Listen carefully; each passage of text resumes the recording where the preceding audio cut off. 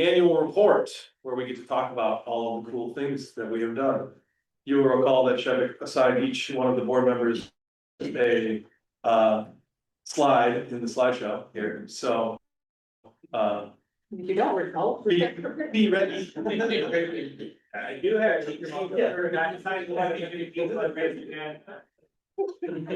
All right, so we're gonna move through a little PowerPoint presentation that outlines all of the activities and programming that District 10 Como Community Council has been involved in over the 2025 annual year. Our staff has very graciously put this together every year. It's one of my favorite presentations because it really demonstrates all the cool things that the organization does. So for our meetings and attendance, we have held a board met with 22 meetings with quorum for our regular bi-monthly. Total meeting attendance was over 536 people, 56 people attending in person, although I think this might be our most well-attended in-person event. So thank you all for keeping a call to be here in person tonight. I appreciate that. We've had 20 presentation recordings from our meetings that are all available from our great website, which Laura mentioned earlier. We've held a number of halftime socials, which is conveniently held at Halftime Rec. We've met 12 times at local businesses with a total attendance of 115 participants. And the agendas are posted in advance to the web on the website preceding the newsletter, which is where the meeting minutes are held as well. So that's an outline of our meetings and attendance. On the next slide, please. Awesome. So in 2025, we had 4 main sub-district events. We had a lot more events than this, but these are 4 mains that we really put a lot into every year. We had our Blizzard Breakfast, our Pickup and Party, Ice Cream Social, and Harvest Festival. I think that each one was record-breaking this year, wasn't it, Shanna? Everything would pick up a party. Pickup and Party had really bad weather, so I'm not blaming us, I'm blaming God.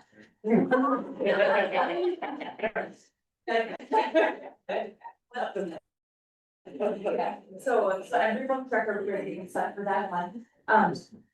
These events are so much fun. We love to focus on each sub-district and that everyone has its own little vibe. I think that this year Pickup and Party is gonna look a little bit different. We're doing a Front Avenue's business crawl, which we're very excited about, engaging a lot of local businesses along the Front Avenue corridor to participate as well. We have obviously a bunch of different local businesses. I don't know who put my and my family on there for Pickup and Party, but I'm kind of embarrassed. I did not make the slide, I just reading it. Yeah, we love to barbecue.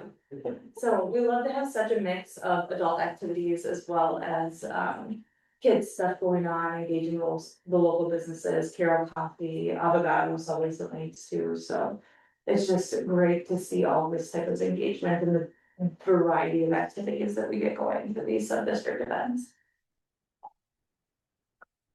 All right, I think this is me. So us distributing a few of the other events that we've had this year. So we had art calls, both in the spring and the fall. Those were awesome. Just people being super excited to share their work. They'll be also very excited to go in and see what people in our community, just their creativity and all of that. Also in May had our Como garage sale, so we supported that, but looks like we had 59 households participating. In June we had our Como Pride event, and I know that was a really big hit. I feel like there was feedback that some people even appreciated that more than kind of the large events that happened, so that was really cool to have that in the community. And then I believe this was the first time this year we had the Halloween. It was the second one. Second one? Okay. And that's partnering with the Kiwanis. We had 3 pumpkins that were distributed and yeah, you decorating. Great. Yeah, I'm handling my inner my carbon, but I don't have posting notes with all this information, but yeah, so the council along with the environment committee does some stuff around the neighborhood, around mostly on the park, but then the neighborhood around doing trash and other type of pickups. So we host 4 Lake Como cleanups throughout the summer, starting in May through September. And these are focused around the lake itself and the pavilion and pavilion parking lot. 2 happen Saturday mornings, 2 happen Tuesday evenings. Pretty well attended. As last year we had, you can see the numbers up there, 102 volunteers, just under 250 hours volunteered, and just over 200 pounds of trash collected from around the lake. So that makes a really big impact. We put up signs about a week in advance of each event, And, yeah, people will just walk around as we're in the event, they're like, oh, we love you guys to pick up the trash, it's great. You know, great party and stuff, so that makes a big impact in the community. The other thing we do for cleanups is, or park cleanups is, every spring in April, we do a park-wide cleanup, and this is the entirety of Como Park and partnership with the St. Paul Parks and Rec in the city. Last year, we were kind of down on numbers because the city stopped advertising the citywide thing and put it up to the council each to do, to host their own event or kind of pick a date and stuff, but we continue to do it in April. And actually, that is this Saturday, so if anybody's around Saturday morning and wants to go help pick up trash in the park, we would welcome more volunteers. It's going to be very cold. As is tradition. Please show up. And then finally, in the fall, we do a curb cleanup, and this is where households will register and commit to clean up the leaves out of the curb from their house, and run phosphorus and others chemicals from leaves leaking into the lakes, or into the lake specifically. And I actually had asked Mike, I thought these numbers were like total, like for the time we were doing the program, this just this year. So over 30,000 total feet of curb cleaned up, totaling about 10.5 pounds of phosphorus prevented from going to the lake, which then prevents over 2.5 tons of this curly leaf pond food algae from blooming. So that is awesome. And then this year we started a no salt pledge also. So we had 87 households pledge to do that. So either no salt or reduced amount of salt during the winter. And I don't know, we don't have like numbers or anything on, we don't track that, just don't do it. But yeah, it's too less, it's too less. So yeah, that's the efforts on the cleanup of the neighborhood. Great. Do we need to, we're good on, is that just the lights? or- There's some fire suppression thing in my office that does once in a while. It's much louder when you're sitting in my desk. Another banner year for the newsletter, goes out every week, to more than 2,300 subscribers, which is quite a robust number. 60% open rate, which is really good for something like this. Really the great thing about this newsletter is it's not just neighborhood issues, bake sales and little events. It is substantive, and it covers city and regional issues as well. And it's produced by the person I believe is a foremost expert on how the levers of city government work.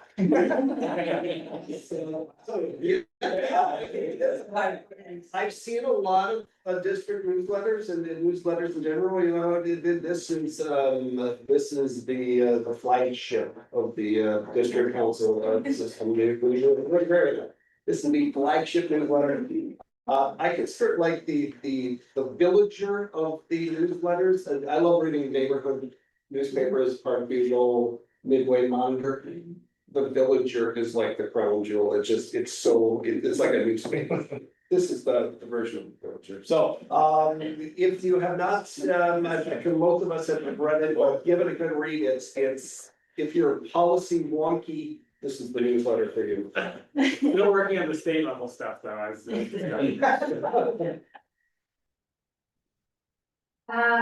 So one of the highlights of the newsletter is the Know Your Como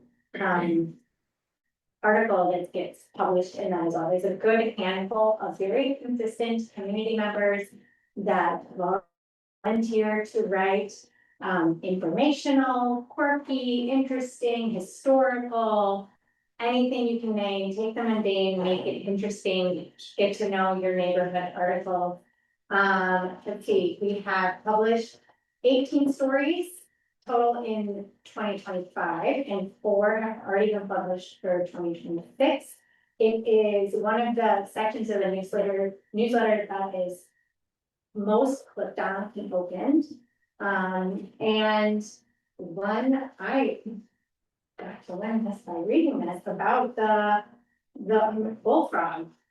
I had to go back and be like, I missed that, where there was an article about the serenading frog that you could hear walking around on the lake. And then it turned out that from that story, the Capital Region Watershed District announced that that is an invasive species. I'm glad they read our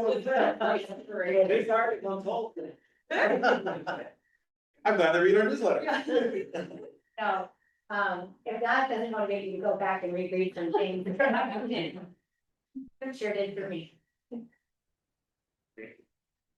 So one of the grants we have received is the pollinator pathways. It is a huge grant. If you look at the budget later on, it's just a huge chunk of the pie, so you'll be seeing that.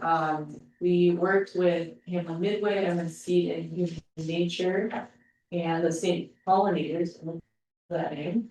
Kind of helped work the grant into all like the community events and gardens that we do, or that we planted. So we have 10 boulevard gardens, just kind of throughout the neighborhood, Orchard Rec Youth Garden, and it's kind of continuing planting on the Kingston and Front area.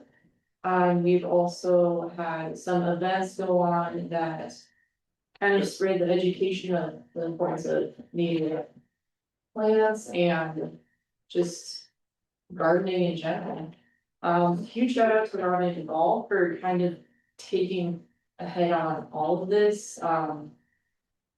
Just all the planting and maintaining and keeping track of all of the garden, but it's a huge workload, so shout out to Robin. Very good. So I'll talk about Como Community Gardens with S at the end because there are two to discuss. And I'm glad I was assigned this because I got to learn something. The first garden is a community garden. It's coming with 25 plots that individual residents can sign up for and plant whatever they like, I guess. It's managed by 3 coordinators, Jody, Abby, and Chris. There's a waiting list to be able to plant here, and a pretty long one, but it was knocked down by 9 slots this year. That sounds pretty good. So only 3 on the list for next year. This garden has to be, is owned by the St. Paul Public Works. Okay, and that had to be renewed and was successfully done. So we now have an extension to 2030. The yellow garden is not individually planted, it's burned by volunteers. It's a rain garden. It's coordinated by Evelyn Boisman, and she has been also involved with some sort of flyering. I didn't completely understand this, but anyway, some other community outreach. And that has had quite a bit of volunteer effort put into it. So I said, if I'm not very good at directions, but I think that garden is about 100 feet that way. Yeah, very much. Yeah, okay. All right, D10 meeting topics. So one of the bits of programming we do as a community council is this meeting. And the general structure is that we'll oftentimes have someone presenting, oftentimes a city employee, an NGO, something about cities going on, oftentimes land use stuff and environment stuff. We get to hear from them, we get to learn something about our community, and I'll highlight the meetings city arborists come in after they finish clearing the Emerald Ash Forest and talk about the future of trees in St. Paul. Very cool. But we also talk about things like conditional use permits. We have an opportunity to discuss as a community, lots of stuff, land use, state fair parking, back to the 50s parking. And meet some of our community members like I know I live about a block from Interfaith Action, which is a emergency housing that just moved in, purchased from a grant from the state, building right there. And it's nice to talk with the people who were actually organizing it and express our support for their project. Yeah, so there's a long list here. I'm not going to read it, but thankfully, sure everyone's glad. Well, over the past year, we've coordinated 3 different tree tracks. Chevy has told us for a long time how cool they were. So this last fall, I went on one and it was awesome. Expectations were very low. Stephanie was the one. She's amazing. And the history of this thing, kind of starting with her father, who put together like identified 18 different trees and was putting up signage for them, has turned into 41 trees. That now there are all on a GPS map. There's like 8 pages of information that she's got for every one of the trees. It's incredible. And yeah, there was as many people as she could handle, which is like 20 or 25 people there. Highly, highly recommended. The 2 hours just flew by. And she can't go into like all the 41 trees. It's a handful of them. But I certainly learned a lot more about trees. So, it was great. Funding, 2025, funding chart, you can see up there. And it's, 190,000 plus. For the total budget. Got 9 different, funding sources, major funding sources, the 2 bigger ones. As you can see up there, the St. Paul Community Engagement Grant, which is about a little more than a third of the total funding. Minnesota State Pollinator Pathways Grants, about another third. And then there's a number of other smaller pieces of the pie. Some of the key ones, the Minnesota Pollution Control Agency Climate Action Grant. And a Capital Region Watershed Partner Program and Maintenance Grant. And then the St. Paul Public Works supports us with our recycling activities and with community engagement funding as well. Then we have about $11,000 in sponsorships and general donations last year. And another one I skipped was the St. Paul Commercial Corridors funding, which is that new or no? Yeah, that's the one that Nino's currently managing on. Yeah. We got a chunk of that. So, and then we get some passive grants, so that's, kind of it in a nutshell. And so on our expenses side, you see, total expenditures for about 121K, mostly made up of personnel costs and the pollinator pathway grant. And then we have other expenses, including our insurance and pay for our accounting, payroll, rent and utilities, sub-district and the art hall events, and we passed we approved those funding as we approved that funding in our budget when we need to approve that in the beginning of the year. We also have our cleanup programming, which is a small size group hire, and then we ran a small deficit of a little over $600.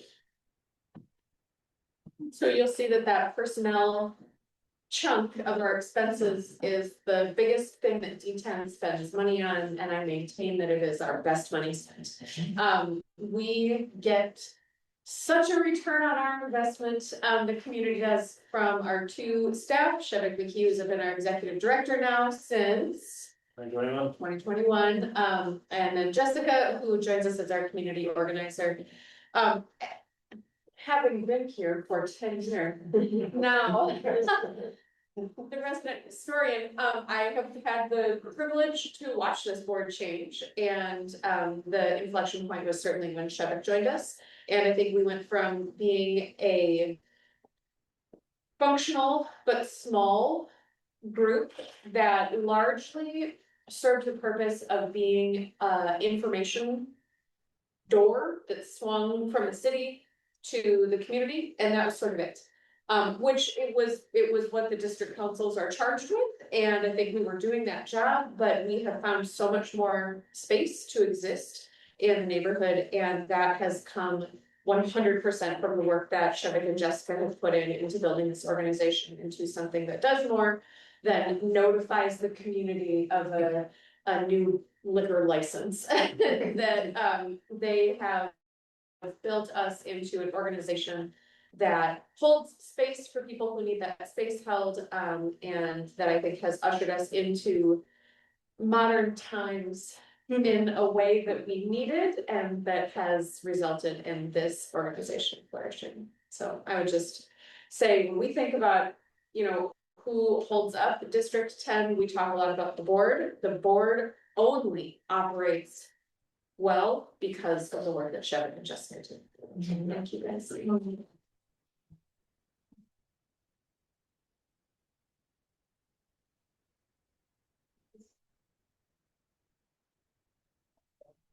And if you haven't seen all the things that we did in all the other slides, there's still more the organization does. Where we help, get, donors for blood drives. We've had first time donors, so we coordinate, with, people at, even at the, Red Cross pavilion. and zoo, yeah. At the zoo. At the zoo, yep. And then, we also have our Como food scrap site that I'm there at least once a month, dropping my stuff off, but, we have, bags that we supply to that. A lot of people working on that, and our trash cleanup kits for all the different events we do, but those can be lent out to the neighbors and neighborhoods, and I know for a fact that they were used during the state fair and had neighbors collecting and using in the neighborhood pickup. So these are more casual, it's just another thing that we do to keep the community clean. I won't say hydrated, that's not quite right for blood, but anyway, there's a lot that we do, yeah. Thank you. That's it. Thank you, I really always enjoy that. Making all of you. I don't need to get a brave test of suffering. Right, you guys did that up there. Yeah. Yeah, we gotta get a free session if we want.